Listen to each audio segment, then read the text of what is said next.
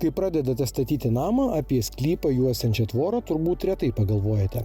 Na, gal ir pagalvojate, tačiau akivaizdu, kad prioritetas būna namas. Po to sklypo gerbuvis, o tada, jei dar liko biudžeto, tvora. Deja, dažnai realybė yra būtent tokia. Dėl ko visą laiką sako, mes norime pirmą tvoros, o paskui gerbuvio. Tai aš visą laiką juos nutraukiu, sakau, stop, dabar žiūrėkit, tai bus.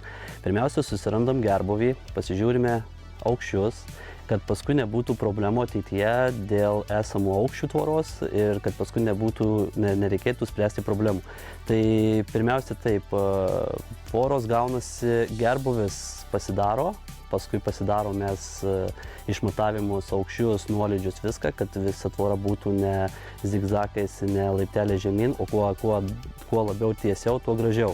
Pašnekovas pripažįsta, kad klientams siūlo išsikalbėti. Norus ir galimybės galima suderinti. Dėl formų, spalvų, funkcionalumo ir estetikos irgi galima susitarti.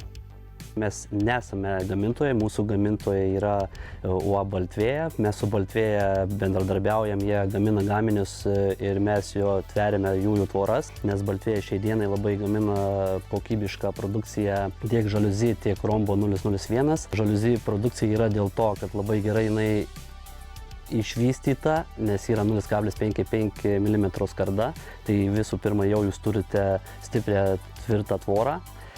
Žaliuzy dėl ko jinai yra populiari Lietuvoje, tai dėl to, kad jinai turi labai gražų atspalvį matinį ir dar tas, kad jinai Baltvėja gamina valcuoja. Tai yra tas dalykas, kad nėra jokių aštrių kampų, tai dėl to labai gerai šuniukams nesusižeis ir vaikams. Kitas dalykas, dar antrą tipo tvora, kurią mes turime, tai yra Rombas 001. Rombas yra ant to, jisai populiarus Lietuvoje, nes ypač UAB Baltvėjos, nes jisai gaminamas iš 2 dalių. Iš 2 dalių jisai gaminamas dėl to, pavyzdžiui, jeigu klientas sako, kaimynas nori rudos, o aš noriu, sako, pilkos. Tai yra sprendimas ir teigiu, kad vieninteliai Lietuvoje tai gamina UAB Baltvėja. Patyręs šios srities specialistas atviras, tvoras irgi veikia mados. Su dizaineriais irgi tenka pabendrauti, dažniausiai skambina, pavyzdžiui, dėl vartų, ar gali atsidaryti vartai, jeigu vartai kokie 10 metrų parvažiavimas, kiek turi likti atsidaryti vartams, tai tokius sprendimus geriausiai tarti su meistrais. Tai mes tokį dalyką irgi bendraujam su dizaineriais, su architektais ir dizaineriai dažniausiai klausia, ar padarytum tokią tvorą, ar tokią, ar čia įmanoma, tada paskaičiuojame tą tvorą, galinis rezultatas gaunasi labai fainas. Tiek ir mes turime darbo, tiek ir mūsų klientai, tiek ir tiekėjai, tiek ir dizaineriai ir architektai. O estetiškas sprendimas gali būti ir ilgaamžis. Aišku, jei darbai padaryti kokybiškai, nesulaukiama ir liūdnesnių klientų skambučių. Turiu tvorą, bet bėda. Reikia išspręsti tą bėdą. Aš kaip sakau, nėra tokio dalyko, ko negalima išspręsti. Viską išsprendžiama. Atvykstu tada į objektą ir pasižiūriu. Padaryta tvora, jau sustatyti stulpai. Stulpai netitinka milimetrų. Per silpna ta tvora vadinamams uždarom tvorom. Tada mes sprendžiam tokius dalykus. Aukščio trūkumas.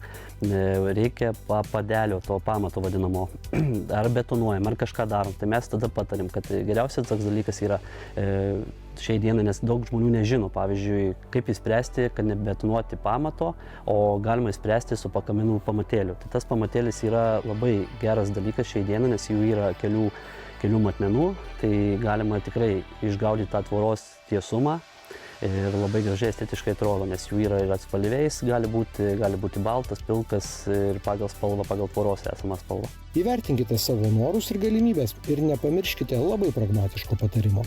Niekada neskubėkite, pirmiausia įvertinkite, pasiskaičiuokite biudžetą, netaupykite tvorai, nes tvora ne metam, ne 2 metam, o jinai ant daug metų. Visą laiką raskite tą viduriuką, kad paskui galėtumėte džiaugtis, nes jūs visą laiką matysite tą tvorą. Čia tvora, aš kai sakau, vizitinė kortelė jūsų namams.